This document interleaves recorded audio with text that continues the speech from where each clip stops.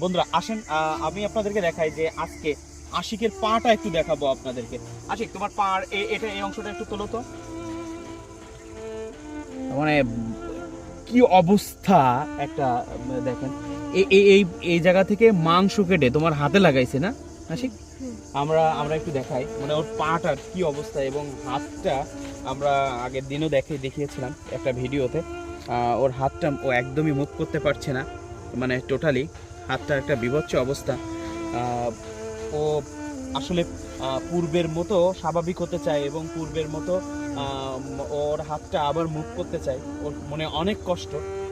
ওর বাবা নাই, সত্য কথা বলতে যে ওর দেখার মতন কেউ নাই। ওর একটা ভিডিওতে আমি ও কোথায় থাকে সেটাও আমি আপনাদেরকে দেখাবো।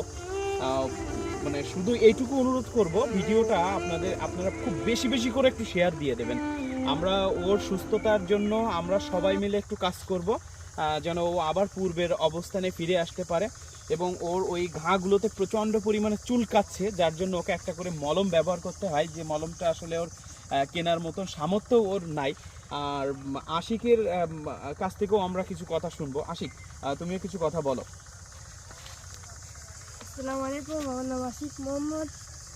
আমি বলতে চাচ্ছি আমি আগের মতো হাঁটা ফিরে যেতে চাই। আপনারা সবাই বেশি করে শেয়ার করে দেন।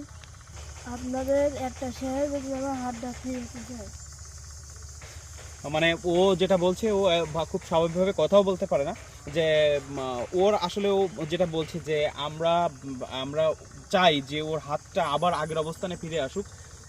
মানে আপনাদের কাছে অনুরোধ, আপনারা খুব শেয়ার করে দিন ভিডিওটা। আপনাদের একটা শেয়ারই তো, আপনাদের একটা শেয়ারের মাধ্যমে এই এতিম বাচ্চাটা আবার স্বাভাবিক অবস্থানে ফিরে আসবে, সে আবার সুস্থ জীবনযাপন করবে, তার হাতটা স্বাভাবিক হবে। আমরা মানে ওর হাতটা আরও একবার দেখায় আপনাদেরকে, মানে কি বলবো, যে ও হাতটা কোনোভাবে মুভ করতে পারে না।